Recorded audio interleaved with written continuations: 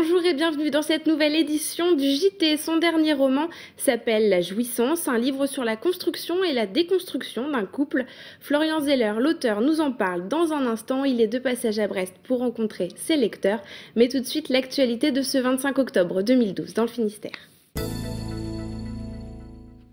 Manifestation ce jeudi devant le dépôt d'Eurodif à Brest.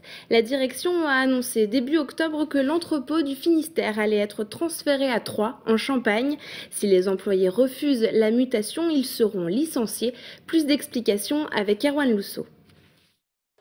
23 salariés d'Eurodif sur la sellette à Brest, la direction ayant annoncé le 9 octobre dernier la restructuration des entrepôts brestois de la marque. Il en existe 3 en France, bientôt ils ne feront plus qu'un. Conséquence, les salariés brestois n'ont aujourd'hui d'autre choix pour garder leur emploi que d'accepter une mutation à Buchères, au sud de Troyes, en Champagne. La plupart d'entre nous, en tout cas, ne souhaitent pas partir de Brest, et souhaitent trouver une solution sur Brest et ses environs. Bien sûr, on peut aller peut-être sur Quimper ou sur Saint-Brieuc, mais ça n'ira pas beaucoup plus loin, je ne pense pas, pour beaucoup d'entre nous. J'ai ma vie sur Brest, donc ça fait 13 ans que je travaille pour Eurodif sur Brest. Je ne me vois pas partir. J'espère que la majorité sera reclassée dans le groupe. Oui. Qu'est-ce qu'il existe comme possibilité ici On a déjà 2 magasins, on connaît les magasins Eurodif, ils ont des réserves, je pense des besoins. Donc pourquoi pas. Pour l'instant, on ne sait pas, on ne nous a rien proposé, on attend ce fameux résultat du CE. Résultat qui devrait intervenir le 8 novembre prochain. En attendant, les syndicats avaient demandé une ouverture des négociations avec la direction avant le 25 octobre, faute de quoi les salariés se mettraient en grève. Nous voulions simplement discuter des conditions de reclassement avant toute question de licenciement économique. Puisque les salariés doivent être classés non seulement sur le site de Buchères, d'accord, mais aussi sur tout le réseau, à savoir 79 magasins et le groupe, donc Burton et Devred. Pour nous, CFDT, c'est clair, cette restructuration, c'est 0 licenciement et 23 reclassements. C'est ce que nous voulons. Triste découverte ce jeudi matin à Pinmar, une baleine morte de 12 mètres de long a été retrouvée échouée sur les rochers par des promeneurs. Le préfet du Finistère, les soigneurs d'Océanopolis et les pompiers se sont rendus sur place. L'animal a été remorqué et devrait être évacué ce vendredi. Journée compliquée pour les usagers du train. Ce jeudi, les syndicats de la SNCF avaient déposé un préavis de grève. En Finistère, plus d'un tiers des TER du département ont circulé. Pour la ligne Brest-Paris, 5 TGV sur 8 assuraient la liaison. Le trafic devrait revenir à la normale ce vendredi matin à 8 h. La technologie n'en finit pas de nous surprendre. Il est désormais possible de diffuser en direct des images filmées par un smartphone. C'est le challenge réussi des concepteurs du projet The Wall, un projet récompensé ce jeudi après-midi lors d'un concours national à Nantes par un premier prix. Et les applications de ce concept peuvent être nombreuses, notamment dans le domaine des médias. Pauline Ferco a testé ce jeudi matin cette nouvelle technologie à Brest. Ce jeudi à Brest, une interview étonnante avait lieu au port de commerce. Étonnante car cette vidéo, réalisée par un smartphone, était diffusée en simultané et en bonne qualité à Nantes. Cela grâce à la technologie 4G, actuellement en test dans la cité du Ponant.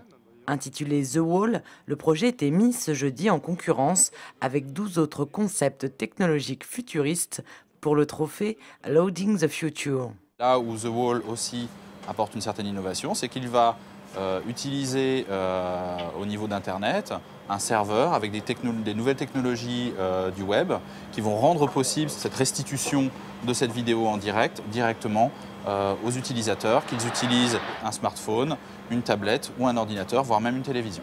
Un concept qui intéresse déjà les médias puisqu'un smartphone est forcément bien moins encombrant qu'une grosse caméra. Quand François Hollande est venu sur Brest 2012, là c'était un très bon exemple puisque nous avons pu nous approcher au plus près de François Hollande et diffuser à partir de 5 téléphones qui étaient répartis à différents endroits, avoir différents angles sur son arrivée, le suivre de très très près, vraiment le collant au cœur de la foule de journalistes et en étant bien plus proche de l'interlocuteur que si on avait eu une grosse caméra ou un équipement plus lourd en fait.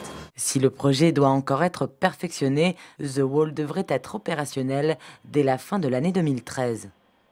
La Jouissance, c'est le titre de son dernier roman. Florian Zeller, bonjour. Bonjour. Tout d'abord, première question, comment résumeriez-vous votre nouveau roman ? C'est un roman en fait qui est le prolongement d'une observation simple que j'ai faite quand j'ai eu 30 ans. J'ai eu pas mal d'amis qui ont eu des enfants, qui très vite se sont, 1 an après ou 2 ans après, se sont séparés de leur conjoint. Et tout ça m'a interpellé. En plus, ma femme attendait un enfant à ce moment-là, donc je me suis interrogé sur cette difficulté peut-être qu'on peut observer autour de soi, de cette nouvelle génération qui a du mal à faire des enfants. Il me semblait qu'il y avait quelque chose de nouveau là, comme si on avait désappris à faire des enfants. Parce que de tout temps, le fait d'avoir un enfant, me semble-t-il, c'était comme constituer un lien puissant entre les individus, et ça permettait de dépasser les difficultés sentimentales que la vie nous réserve parfois. Or là, l'équation semblait comme inversée. C'était parce qu'il y avait un enfant que soudain, l'amour semblait mis en péril. Et donc, je voulais m'interroger sur cette perte de la notion de sacrifice et sur le fait que peut-être on vit ou on vivait sous la tyrannie joyeuse, mais tyrannique de la jouissance. D'ailleurs, dans le livre, à un moment, un des personnages, Pierre, dit « La plupart des gens qui font un enfant se séparent dans l'année qui suit ». Donc c'est vrai qu'avec le titre, on se dit la jouissance, ça va être un roman d'amour, peut-être un peu joyeux. Et finalement, c'est une histoire triste d'amour. Triste, je sais pas. En fait, je crois que quand on écrit, une des ambitions, ça peut être justement d'essayer de regarder le monde dans lequel il nous a été donné de vivre et de tenter de le saisir, de le mettre en lumière, de le décrire pour proposer une sorte de miroir, en fait. Et je crois que c'est la vocation de l'écriture. Donc c'est pas triste au sens où il n'y a pas de jugement moral, mais j'ai l'impression que c'est une observation qu'on peut faire autour de soi. Et mon projet, c'était de l'interroger, de l'observer pour essayer de la comprendre.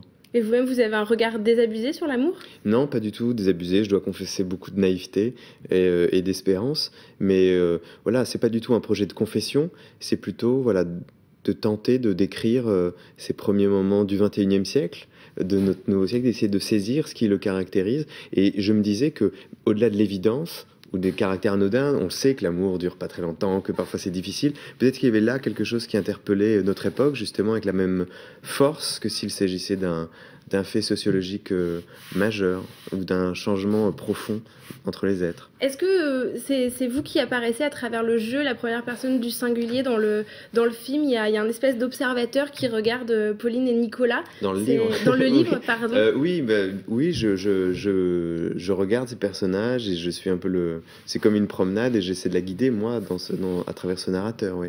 Alors, le livre est construit selon un parallèle. Il y a l'histoire de l'Europe et l'histoire de ce couple. Pourquoi avoir choisi ce type de narration ? En fait, c'est vrai qu'il y a 2 lignes narratives. Il y a l'histoire de ce couple, comme vous le disiez, et puis de la construction et de la déconstruction d'un amour. Et puis, parallèlement à ça, il y a un peu l'histoire de la construction européenne. Au début, c'était une association presque ludique. Je l'ai fait dans un esprit pour jouer, comme une plaisanterie presque. Et puis, soudain, je me suis dit qu'il y avait un vrai écho et que dans les 2 cas, au fond, l'enjeu, c'était de construire quelque chose de plus large que soi-même, et que dans les 2 cas, pour la construction européenne comme dans la construction d'un amour, il y avait toute une liberté à laquelle il fallait tenter de renoncer pour appartenir à quelque chose de plus large qui nous protège et nous rend plus forts. Alors, l'histoire d'amour finit mal. Est-ce que l'Europe va mal finir ? Je sais pas, moi j'ai aucune compétence économique. Ce que je sais, c'est que voilà, moi j'ai un peu plus de 30 ans, il y a encore 10 ans par exemple, ça m'aurait semblé absolument inconcevable qu'on évoque une fracture au sein de l'Europe, peut-être de la même façon d'ailleurs qu'au début d'un amour, ça nous semble inenvisageable qu'il cesse ou qu'il prenne fin. Et c'est quelque chose, moi, qui m'a beaucoup marqué ces dernières années, qu'on évoque voilà, la sortie possible de la Grèce, du Portugal, comme s'il y avait là une fissure dans une famille qu'on avait constituée. Et je trouve ça très triste et inquiétant. Alors, vous dites aussi la génération des trentenaires a désappris à faire un enfant. Il n'y a pas de leçon pour apprendre à faire des enfants. Qu'est-ce qui nous est arrivé ? Non, mais l'intuition de ce livre, c'était de dire que c'était peut-être la première génération qui s'était construite complètement en dehors de l'histoire, de la grande histoire, qui était passée au travers des filets de l'histoire. Car, moi, par exemple, si j'essaie de réfléchir à quels sont les événements qui ont constitué ma vie et dans quelle mesure ils ont bouleversé ma vie personnelle, je peux en citer quasiment aucun. Et même les événements dont on s'est empressé de dire qu'ils faisaient l'histoire, comme l'effondrement des tours en 2001, finalement, avec 10 ans de recul, je me dis que ça n'a pas vraiment changé ma vie. Et c'est ça que je voulais raconter aussi par le détour de la construction européenne. Il y avait cette image, pour moi, qui était forte et qui était à l'origine de l'écriture. C'était Kohl et Mitterrand dans les années 80 qui sont à Verdun pour commémorer les morts de 14-18 et qui se tendent et qui se saisissent la main. C'est une image très forte et bouleversante qui est dans tous les livres d'histoire parce qu'elle représente la réconciliation, elle symbolise la réconciliation entre les peuples allemands et français. Et c'est ça justement que nous enseigne l'histoire, c'est la réconciliation et le pardon, et c'est tout ça aussi dont on s'est éloigné un peu. Merci Florian Zeller d'être venu nous parler de votre dernier livre, je le rappelle, qui s'appelle La Jouissance. On se retrouve demain pour une nouvelle édition du JT. Merci de nous avoir suivis. Bonne soirée sur TBO.